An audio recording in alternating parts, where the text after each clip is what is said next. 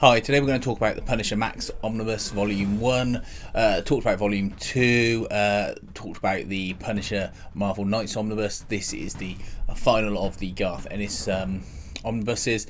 Don't know why I didn't do them in order, just didn't. This one comes after the Marvel Knights Omnibus.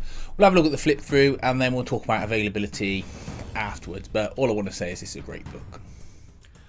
Alright then, so this is the Punisher Max Omnibus Volume 1. This follows on from the Punisher Knights Omnibus that we've already talked about on this channel. A lot more serious this book than the first one, but it's got a great binding, sewn binding, and it opens and reads really well, not like the second volume. Now, the book's got this nice simple black cover with the Punisher logo on it.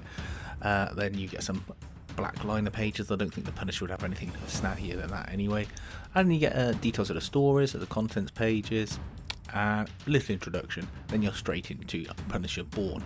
Now this is the origin story of the Punisher that I really like. I want to say origin, it's not the origin of him having his wife and children killed in the park, but it's meant to be where the darkness comes from.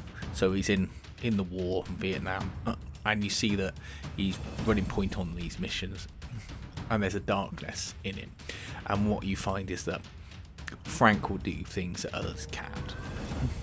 And there's this voice, sort of darkness speaking to him, and he massacres an entire field of bad guys. Well, not bad guys, the enemy, I should say. Then returns home, but the darkness has come with him.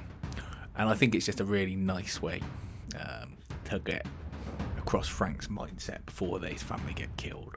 More so than the Jason Aaron run, where they try and retcon that he's a full-on psychopath with proper, childhood problems. A bit like they did with the Halloween series when Rob Zombie rebooted it. I think it just went a bit too far. But look, you get nice violent scenes like this. Frank going about his business, taking care of gangsters, people traffickers. The first story involves Microchip. I won't spoil how Microchip's involved because it's not how you might necessarily think it was.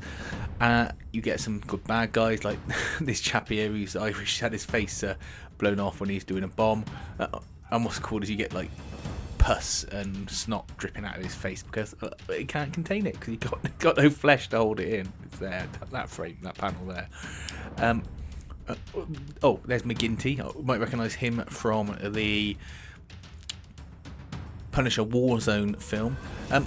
The sad thing is, right, I'm not going to go through each of these stories in detail, but what I will say is that there was so much material in here that could have been used in the series or any of the films, and I don't know why Marvel, whenever they want to produce a Punisher series, or like the one on Netflix, they don't just go to this material.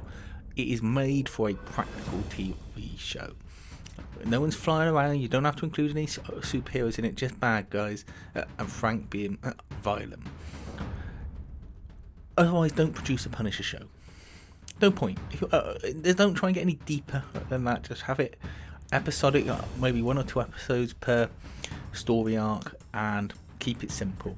And that will satisfy people's needs. There are other shows that have violent things in them, that have people doing violent things. And if Marvel doesn't want the Punisher to be on TV doing those things, then just don't produce the shows. But it just seems like you're always getting this sort of half-done version of him. Like they have to keep trying to justify the Punisher when he's not. He's just a force of nature.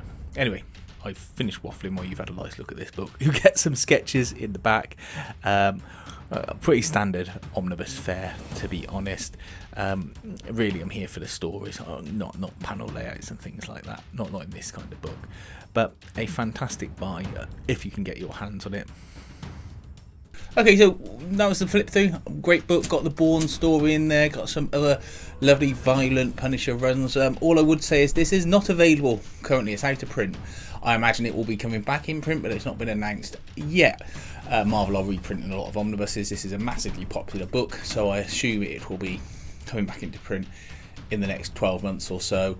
Just sort of watch this space. I will throw up a message if it does, because this is one of my favourite Marvel omnibuses, next to the Marvel Knights one. Hope this video was of some use to you. All I would say is if you're looking to get this now, don't get gouged for it. You can read these stories elsewhere. You can get them in trade format, you can get them in complete collections, you can get them in digital format. So don't worry, Marvel are reprinting things and this should come back, but you know, these stories can be enjoyed in multiple different formats right now. Just do your price check in. Sure, these books have been out long enough that you can pick up second-hand copies that will not break the bank whatsoever when it comes to the non-omnibus versions. Please give us a thumbs up if this video is any use to you, and thanks for watching.